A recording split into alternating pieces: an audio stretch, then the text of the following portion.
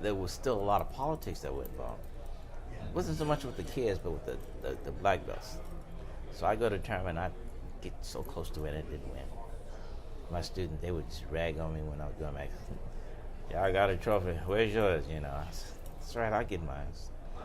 And then I started winning more and more. And this came into play. But you have to, like, wait in line, wait your turn to be a champion. Because I remember one time I was fighting Jimmy Tavares, Gatto. First time Jimmy beat me. And Raymond and Demetrius, they said, oh, you let Jimmy beat you? I said, you know, it's his time. I said, you're just going to have to, we taught him how to win. He won because of us. We beat him so many times that he decided, nah, it's his turn to get back. And Jimmy, that's when Jimmy started getting to a different level of fighting, you know. But we taught him how to win. And that's what being a true champion is. You have to be able to accept your loss. And the reason that you lost because you taught these people how to win. Like Rooster, Macon. Rooster, I saw Rooster fight when he was a kid. But he watched me fight from the time when he was a kid all the way up to the time that he was like in his 20s. And then I had an opportunity to fight Rooster, and Rooster beat me. And the reason Rooster beat me because he knew exactly what I was going to do. He had watched me from the time that he was a kid up to the time that he was a professional black belt. And I said, wow. I mean, I moved, and he knew what I was doing. Did this, he knew, he countered. Man, and he knew what I was doing. And the reason why is because I taught him. I taught him how to beat me. That's the most important thing about this. Yeah. And I think personally from my observation over the last 32 years that I've been in martial arts is that people stopped rising someone up to their level and started lowering Yeah. to the person. So that attitude that you have needs to be preserved. Well, I try. You know, one of the reasons I stopped competing in tournament competition is that a lot of the techniques that I used to use, they've taken out. You know, kicks to the groin, takedowns, you know. And these was some of the techniques that I used to win. And instead of bringing the competition level up to the way I fight, they wanted me to come down to the competition level to where they were fighting. And I kind of like refused that. And so one of the reasons I started traveling too, because there was a lot of tournaments that still allowed takedowns and kicks to the groin, which was techniques that I used on bigger people. And once I started fighting bigger people, and I couldn't use these techniques, I would lose. So I said, you know, I can't use my arsenal. Yeah, if they start taking your tools away. You know, I said. So I started. Well, I'm not gonna fight here anymore. And I know one of the main reasons why they did that was because of liability. You know, takedowns. You know, it's a liability. You know, you take somebody down the wrong way and bust their head open. You know, especially if they don't know how to land, if they haven't been trained. But see, the thing about it, everyone I took down, I knew exactly what I was doing. I knew whether he was gonna land. I took them down. And I escorted him down to the ground. It wasn't like I took him down and slammed him on the ground. I took him down in a professional manner where when he went down, but he went down, but he didn't get hurt. I never hurt him. I could have now. I could have slammed people down on the ground, but I never did. Well, you were also very known for that. I guess I'll describe it as a hip check kind of throw that you did. I was good at that. That was the first takedown that I used to use.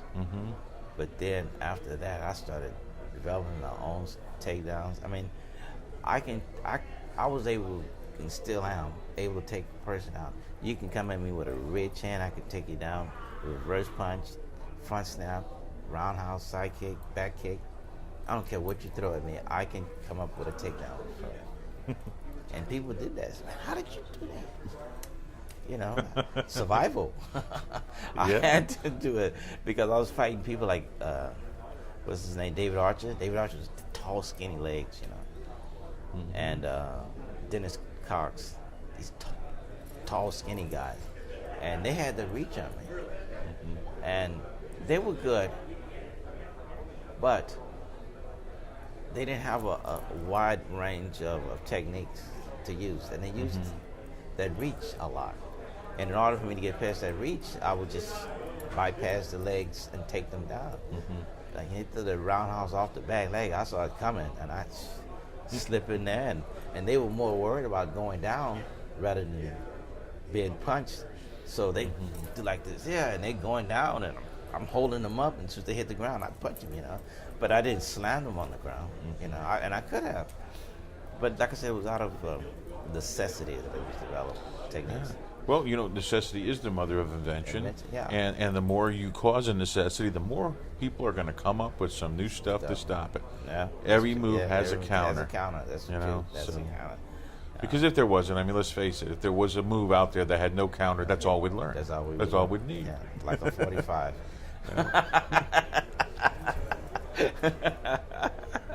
Who was your biggest influence in martial arts? Who was like that person, that mentor that was always there for you? There's just so many people. To really pinpoint anyone specifically. Name a few then, if you can. Okay, I name one, and you're asking to do an interview. Dwayne Eddington. Excuse me? Dwayne. Oh, yes. Dwayne. He wrote for Karate Illustrated and official karate magazines, and he would always write about the Texas fighters.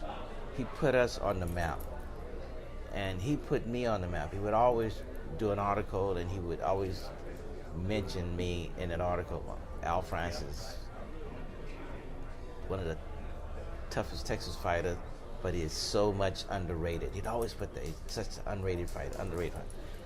And so he helped me a lot in terms of promoting my career, tournament competition, And then there was other people, like Athlete Chillum. In fact, I carry out his same philosophy because I teach inner city kids, and I don't charge a whole lot, just like he didn't. It was these kids that really can't afford it, but they needed guidance. They needed an outlet. Because a lot of these kids that are out there, they're angry kids, but they're angry for no reason whatsoever. They have nothing to be angry about, So, I teach these kids and I work with them, but I got that same philosophy from Athlete Chillum. And if you know about him, you do some research on him, this guy was awesome. Yeah, he was awesome. He was one of the biggest influences. And then there's James Stevenson. He at different points in your life, you have different people who have influenced you differently. Like I said, it was James, and then there was Dwayne, and then there's quite a few people out there, And the parents of some of these kids that were fighting, like Dwayne's parents, and then there was Tim Kirby's parents. They supported me a lot, And so just so many people that influenced me when I was out there because they believed in me. And if you have someone that's out there that believes in you and you continue to go on, I'm going to continue to fight, man. I'm going to continue to do this. Regardless of what the outcome was when you're out there fighting, or whether you win or lose, So what's martial arts like in your life now? Well, what happened is that I started working out with this guy about 10 years ago in jiu-jitsu. And he was with the Gracies. Okay. And his stand-up fighting, he couldn't fight with us. He just was not a good fighter. But once he got an individual on the ground, man, this guy was different awesome. story. Different story. And I met him this way. And he got me on the ground, and he just toyed with me. And here, national champion, this guy, I couldn't do nothing. I was so impressed with this guy. So we started going back and forth. I was teaching him how to kick and punch, and he was teaching me how to do jiu-jitsu. And now I'm comfortable about being on the ground. If I fall, I know what to do. But back then, I didn't know what to do. I just knew stand up, kicking and punching, taking people down. But I didn't know there was another way of fighting on the ground. guy was awesome. He's still good. He's still good. We still work out every once in a while, you know. But I wanted to know just the basics and how to defend myself while I was on the ground, how to grapple. So I'm doing pretty good at that, you know. A lot of the masters and grandmasters today are going back to, and they're learning that ground skill. Even Mr. Burleson, Yeah. you know, you know, it makes them a more well-rounded fighter. Yeah. But you know, back in the old days, if you were a taekwondo stylist and you had an instructor that was a taekwondo stylist, if you stepped out of line and started studying something else, it was like, man, yeah. But I tell my students, especially my black belts, once they go black belt, I'd love for them to still continue to work out with me. But if they leave and they're like going out of the state or something, I say, well, what taekwondo school should I join? I said, get into taekwondo school. You already know taekwondo under me. Get in another style. There's Krav Maga that's out there. That's Wing Chun. There's so many other styles out there that could enhance what you already know. I want them to round out the martial arts. I don't want you to be stuck in one particular martial art. I mean, for you to think that way, I mean, you have to keep in mind that even though that you're taekwondo stylist or Shotokan stylist, there's always going to be somebody out there that can beat you. I don't care what style you're in.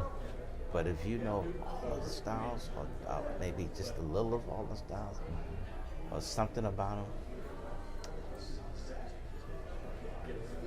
it works.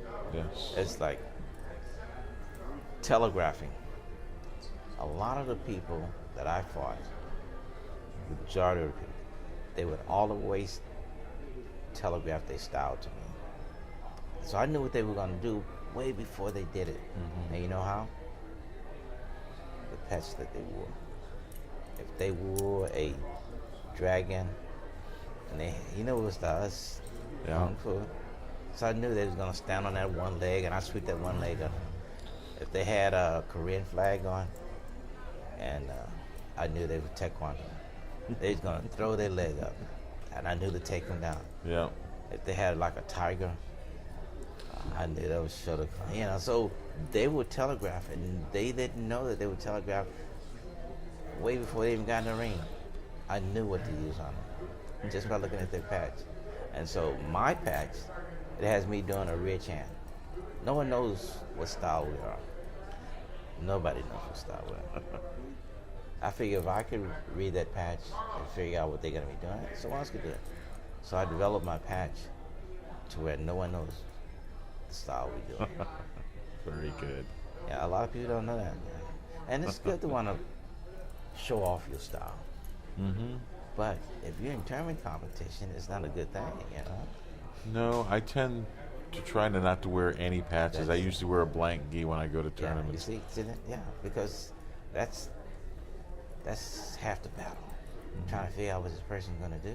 Partially because, I mean, I don't want someone to know what I'm doing. And second reason is when my students win, I want them to win because of what they did, not because of a patch that they wear.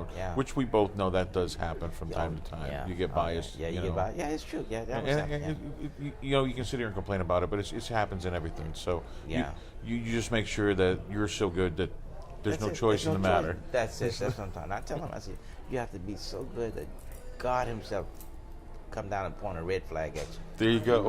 Red flag. Yeah, but well, sir, it's been an absolute pleasure. I've been waiting to do this for a while, and I'm so glad I got this chance to do this interview with you. Thank you. And I sure enjoy it. Thank you very much.